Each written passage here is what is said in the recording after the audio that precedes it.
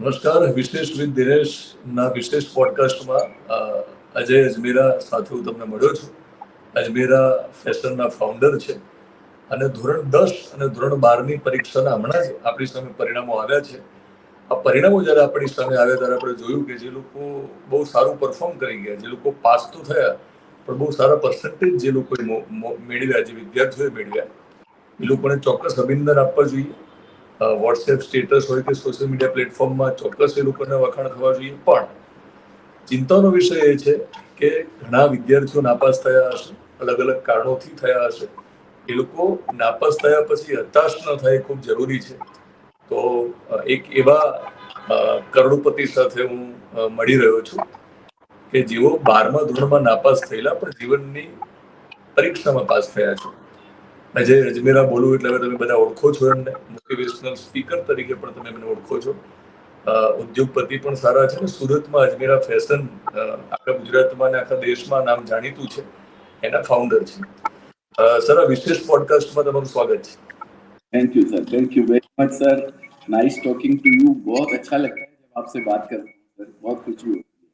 और आज મિત્રો મારા સવાલ ગુજરાતીમાં હશે ને અજય અજમેરા હિન્દીમાં જવાબ આપશે કારણ કે મૂળ રાજસ્થાનના છે, પણ એ ગુજરાતી સરસ સમજી શકે છે એટલે હું સવાલ ગુજરાતીમાં કરીશ, જવાબ તમને હું બોલી પણ શકું પણ જે એક્સપ્રેશન આવવા જોઈએ એવું નથી આવતું એટલે હિન્દીમાં જવાબ આપું છું. ના, પણ હિન્દીમાં ચાલશે, હિન્દીમાં ચાલશે સર.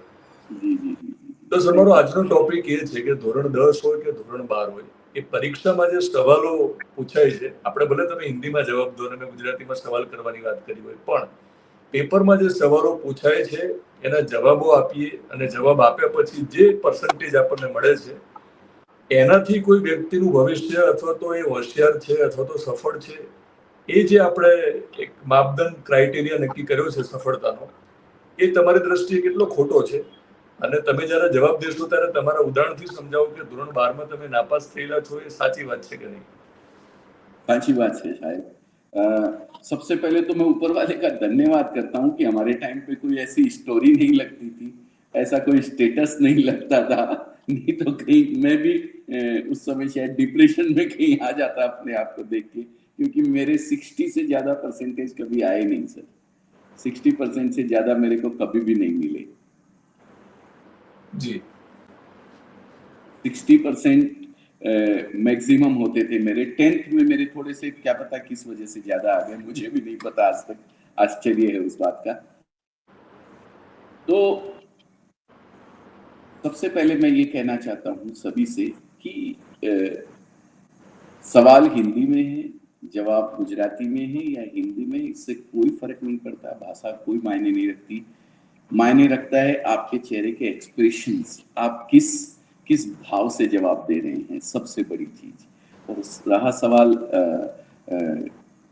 पेपर का गुजराती में या हिंदी में या मार्क्स का, ये बिल्कुल भी नहीं लेना चाहिए. किसी का स्टेटस लग गया है, कोई दिक्कत नहीं है, आप बधाई दीजिए. आपके अगर 60 आए हैं तो भी कोई बात नहीं है.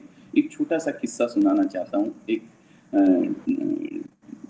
कमिश्नर थे, उनके साथ मेरा एक बैठना हुआ किसी डायस पे, और कमिश्नर साहब बोल रहे थे कि मेरे अपना परिचय दे रहे थे, मैंने ये पढ़ाई करी, ये पढ़ाई करी, ये पढ़ाई करी. और फिर उन्होंने बोला मैंने इस क्लास के अंदर मेरे 93 परसेंटेज आए. और फिर उनको बोलने के बाद में मेरे को भी बोलने का मौका दिया उसी डायस के ऊपर. तो मैंने बोला कमिश्नर साहब बहुत बड़ी ज्यादती है ये आपकी. इतने में हम लोग तो 3 पास हो जाया करते थे, आप अकेले लेके बैठे हुए हैं, तो बहुत बड़ी गलत बात है कि ये चलने वाला नहीं है. तो सर एक डायस पे 93% वाला भी बैठा है, 60% वाला भी बैठा है, 12th फेल बैठा हुआ है, इससे कोई फर्क नहीं पड़ता. आपका स्किल क्या है ना, वो मायने रखता है.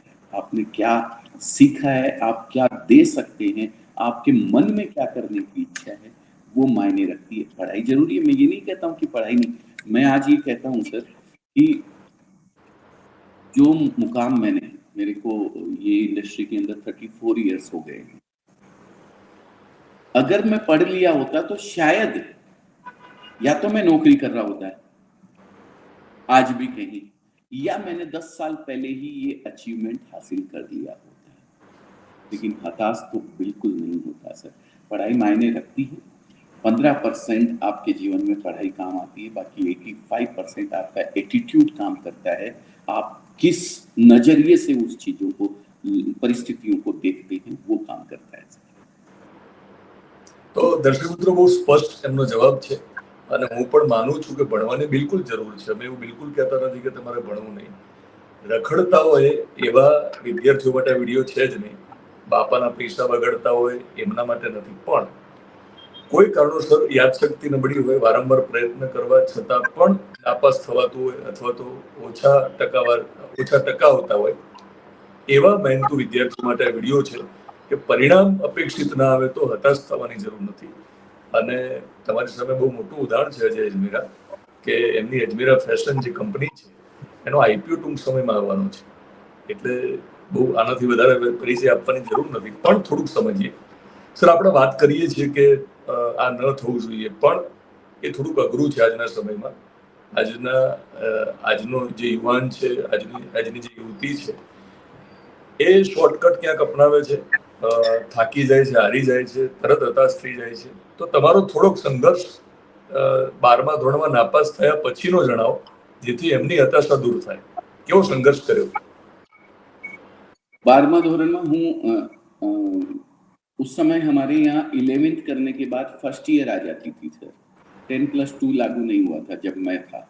तो उसमें क्या हुआ, 11th करने के बाद में मैंने फर्स्ट ईयर जो किया वो मैंने ड्रॉप किया। मैंने साइंस सब्जेक्ट लिया था, साइंस मैथमेटिक्स, ठीक है। तो मैंने ड्रॉप किया कॉलेज कि मैं पीईटी का एग्जाम दूंगा। प्री इंजीनियरिंग टेस्ट होता था इंजीनियर बनने के लिए, मुझे इंजीनियर बनना था। तो मैंने वो टेस्ट देने के लिए ड्रॉप कर दिया था कॉलेज। लेकिन एन एग्जाम के टाइम पे सेंटर मेरा सीकर नहीं आके वहां से 125 किलोमीटर दूर जयपुर मेरा सेंटर आया था एग्जाम का। तो मैं एग्जाम के टाइम पे मेरे टाइफाइड हो गया था सर, तो मैं जा नहीं पाया। तो दिमाग आउट हो गया। मैंने कहा पढ़ना ही नहीं है, अब मैं पढ़ाई नहीं करूंगा। तो मम्मी पापा बोले नहीं पढ़ाई करनी है तो फिर जाओ कहीं काम धंधा करो, कुछ नौकरी वोकरी करो, कहीं तो पैसा कमाओ। मारवाड़ी समाज में तो यही होता है सर। पापा छोटे से बिजनेस में थे, खाली बोरी का बिजनेस करते थे। बोरी जो गेहूं चावल और ये भरे जाते हैं ना, जिसके अंदर बोरी होती है, उसका बिजनेस करते थे। छोटा सा किसान थे। उन्होंने बोले कि जाओ। तो मुंबई फिल्म में हीरो बनने के लिए सर सूरत आ गया था कि सूरत तो पहुंचते हैं, फिर मुंबई में चलेंगे ही। सुभाष भाई साहब बैठे ही हैं, बुला लेंगे तुरंत, आओ अजमेरा जी, आप ही की जरूरत नहीं है। लेकिन सूरत आए तो सूरत की पावन धरा पे रह गए यहीं पे सर। और आज 1200 रुपए से मैंने नौकरी स्टार्ट करी थी सर, जब 1992 में मैं यहाँ आया था। तो 1200 रुपए की नौकरी से 19 साल जॉब करी सर मैंने, 19 ईयर्स यही टेक्सटाइल फील्ड के अंदर। इस इंडस्ट्री का मेरे को 34 ईयर्स का एक्सपीरियंस है। एकदम टेक्सटाइल फील्ड में आपने जो शुरुआती दौर में जो नौकरी की, તમે જે નોકરી કરી એમાં જે તમે મહેનત કરી છે અને જે લગન સાથે તમે તમારી પોતાની જ કંપની હોય એ પ્રમાણે નોકરી કરી છે, એ ખાસ સમજાવો. ये खास कहना चाहता हूँ अपने भाइयों से, नौकरी करना कोई बुरी बात नहीं है। शायद मैं नौकरी ही करता रहता अगर एक मन के अंदर मुझे एक टीस जो लगी थी, जिसने मुझे व्यापार करने के लिए प्रेरित किया अपना, अगर वो टीस ना लगी होती तो मैं आज भी नौकरी करता रहता सर। मैंने नौकरी को कभी भी नौकरी नहीं समझा। और मैं आज सबसे कहना चाहता हूँ, नौकरी करो, नौकरी करना कोई बुरी बात नहीं है, पर नौकरी की मानसिकता से नौकरी करना बुरी बात है। मैंने कभी घड़ी में समय नहीं देखा था सर कि मैं सुबह कितने बजे आया हूँ और शाम को मुझे कितने बजे जाना है। उस फर्म के अंदर मैं जब था, जहाँ नौकरी करता था, तो वहाँ के 1 रुपए के नुकसान में मुझे ऐसा लगता था मेरा 1 रुपए का नुकसान हो रहा है, वो कैसे मैं बचा सकता था, यही सोच के काम करता था। बाहर के लोगों को किसी को पता भी नहीं था कि ये बंदा यहाँ नौकरी करता है, वो मुझे बहुत समझता, क्योंकि मैंने एक वैसा ही अपना पूरा उसके ऊपर समर्पित होकर काम किया था सर। तो मेरा सबसे ये निवेदन, और मैं वो समर्पण के साथ काम किया, तभी आज मैं इतना कुछ अपने बिजनेस में भी कर पा रहा हूँ। ये तभी जी। तो अजमेरा फाउंडेशन, अजमेरा फैशन का जो फाउंडेशन, मतलब शुरुआती दिनों की बात की जाए, શરૂઆતની જો વાત કરીએ પ્રારંભિક તબક્કાની, તો અજમેરા ફાઉન્ડેશનની સ્થાપના કેવી રીતે થઈ? ये एक्चुअली होता क्या था, यहाँ सूरत के अंदर जो भी ब्रांड हैं, जितने भी ब्रांड, 50,000 ब्रांड है, जैसा एक अजमेरा ब्रांड है वैसे 50,000 ब्रांड है।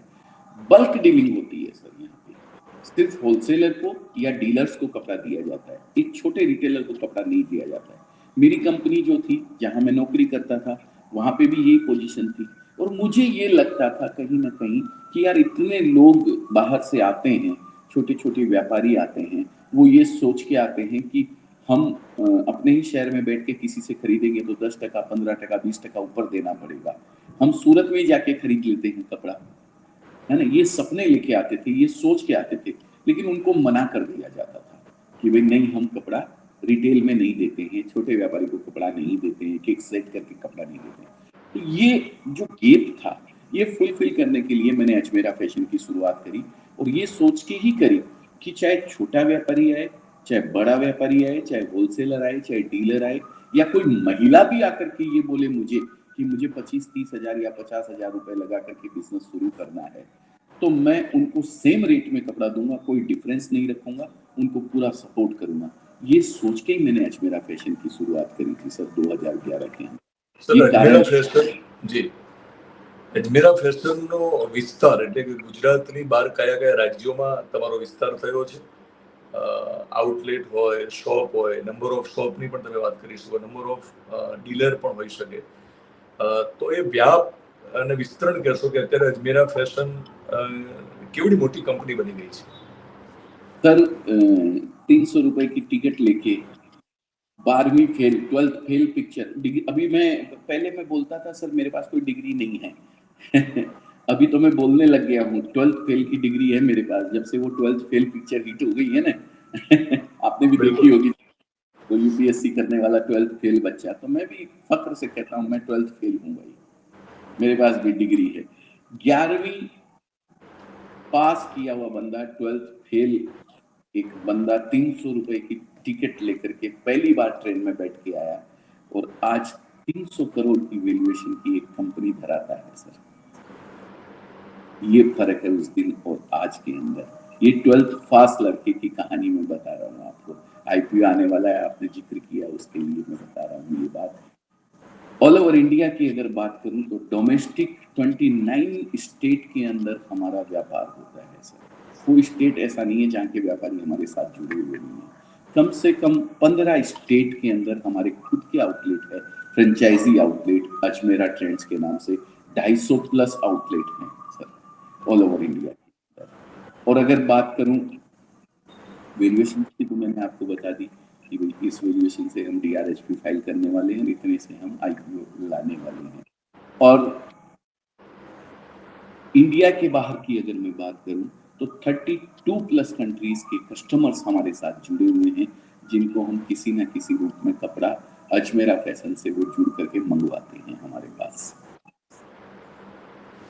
સર અંતિમ સવાલ, બીજી વાર મળીએ ત્યારે ઘણી બધી વાતો કરવાના છીએ, પણ તમે 300 રૂપિયાની ટિકિટથી તમે શરૂ કરીને 300 કરોડના ટર્નઓવર સુધી કંપનીની આખી સફરને તમે પહોંચાડી છે, પણ હવે જે લોકો 10મામાં નાપાસ થયા હોય, ઓછા ટકા આવ્યા હોય, જે લોકો 12મામાં નાપાસ થયા હોય, ઓછા ટકા આવ્યા હોય, તો કેટલી રકમ સાથે તમારી સાથે જોડાઈને વ્યાપારી બની શકે એ સમજાવો। અમારે સાથે જોડાવાનું હોય તો 25,000 30,000 રૂપિયાથી भी જોડાઈ શકે, પણ मैं એવું કહું માંગુ છું, ऐसा मैं कहना चाहता हूँ, नापास थया तो काई वांधो नहीं, एक बार गिर गए कोई दिक्कत नहीं है, गिर कर गिरे रह जाना बुरी बात है सर, फिर से उठ के खड़े हुए, और कोई बात नहीं है, पढ़ाई में मन नहीं लगता है तो यार कोई दिक्कत नहीं है, होगा ना बाप का बिजनेस, नहीं है बाप का बिजनेस तो अपना बिजनेस खड़ा कर लेंगे, नौकरी कर लेंगे, क्या दिक्कत है यार, काम कोई छोटा बड़ा नहीं होता है। जब मैं राजस्थान से निकला था तो पापा ने मुझे एक चीज सिखा के भेजी थी सर, बेटा कोई काम छोटा या बड़ा नहीं होता है, तू भले शहर का मोची बनना, पर तेरे जैसा मोची शहर में दूसरा नहीं होना चाहिए। हमने नौकरी करी थी तो 1 नंबर पे अपनी कंपनी को लेके गया था सर, मैं नंबर 1 टॉप 10 के अंदर आती थी हमारी कंपनी, और आज भगवान की दया से व्यापार भी कर रहे हैं, तो वही शिक्षा आज भी पापा की याद आती है और उसी को साथ लेके चल रहे हैं। आज ऊपर वाले की असीम कृपा है, आप लोगों का सहयोग है, व्यूअर्स का ब्लेसिंग है, दुआएं हैं कि आज सूरत में लोग जानते हैं, इंडिया में लोग जानते हैं। टॉप 10 में गिनती आती है, मैं नहीं गिनता हूँ कि मैं कहाँ हूँ, क्या हूँ, कुछ उससे मतलब नहीं, लेकिन लोग आके बताते हैं कि सर आप टॉप में हैं।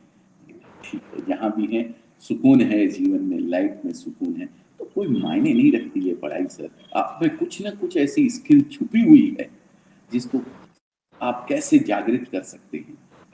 क्लास में मार्क्स नहीं आए कोई बात नहीं है, 52 बच्चे, 50 बच्चे, 20 बच्चे, 25 बच्चे एक ही स्कूल के अंदर होते हैं, सब पास हो जाए ऐसा थोड़ी होता है, या सबको मेरिट आ जाए ऐसा थोड़ी होता है सर। हमारे टाइम पे मेरिट बोला जाता था, आजकल तो ग्रेड A+, A2, A1 क्या क्या बोलते हैं भगवान जाने, मेरे को तो पता भी नहीं है, लेकिन कोई जरूरी नहीं है। किसी चीज में एक बच्चा एक्सपर्ट है तो किसी एक चीज दूसरी के अंदर दूसरा बच्चा एक्सपर्ट हो सकता है, बस उसको खोज के बाहर निकालने की जरूरत है। તો thank you sir, thank you very much. અને મિત્રો, અજય અજમેરા સરે છેલ્લે એવું કહ્યું છે કે ખોજવાની વાત છે, શોધવાની વાત છે, અને તેમણે કહ્યું છે કે તમે શ્રેષ્ઠ મોચી બનો, જો બનો તો શ્રેષ્ઠ મોચી બનો. તો મને એવું લાગે છે કે આ વિડીયોના અંતમાં હું ચોક્કસ કહીશ કે તમે મોતી જ છો, પણ જો મરજીવા જે છે એ તમને શોધી લેવાના છે, આવીને खोजी लेसे, हिंदी में खोज लेंगे मर्जीवा के वो मोती को. समुद्र के अगर कहीं नीचे गहराई में भी है तो वो मोती को मर्जीवा आके खोज लेंगे. तो તમે મોતી હશો તો મરજીવા આવીને તમને ગમે ત્યાંથી શોધી લેવાના છે અને જાતે પણ તમે ચમકી શકો તમે મોતી હોય તો. તો આ ઇન્ટરવ્યુ એટલા માટે કર્યો હતો કે જે લોકો ધોરણ 10 અને ધોરણ 12 માં નાપાસ થયા છે અથવા તો ઓછા ટકા સાથે પાસ થયા છે, એમને હતાશ થવાની બિલકુલ જરૂર નથી. 300 રૂપિયાની ટિકિટ લઈને રાજસ્થાનથી નીકળેલો એક યુવાન, એક આપણો ભારતીય, આજે 300 કરોડની ટર્નઓવર વાળી કંપની રન કરે છે. એટલે આનાથી બહુ મોટું ઉદાહરણ બીજું ન હોઈ શકે કે તમારે હતાશ થવાની જરૂર નથી. આજે પણ યુવા છું. હા, અત્યારે પણ યુવાન જ છે, યુવાન લાગે છે. કારણ કે મેન્ટલ હેલ્થની જો વાત કરું તો એમનું મેન્ટલ હેલ્થ બહુ સરસ છે. અને હું તો હંમેશા જ્યારે રૂબરૂ મળું તો એમને કહું છું કે હું ઇન્ટરવ્યુ કર્યા પછી તો ઘણો બધો મોટિવેટ થાઉં જ છું, પણ પર્સનલી મળીને ઘણી વાર હું મોટિવેટ થતો હોઉં છું. થેન્ક યુ સર, ઝડપથી મળીશું ને એક રૂબરૂ મળીને આ બધી જ વાતો સાથે એક બીજો પોડકાસ્ટ કરીશું. Thank you sir. Thank you.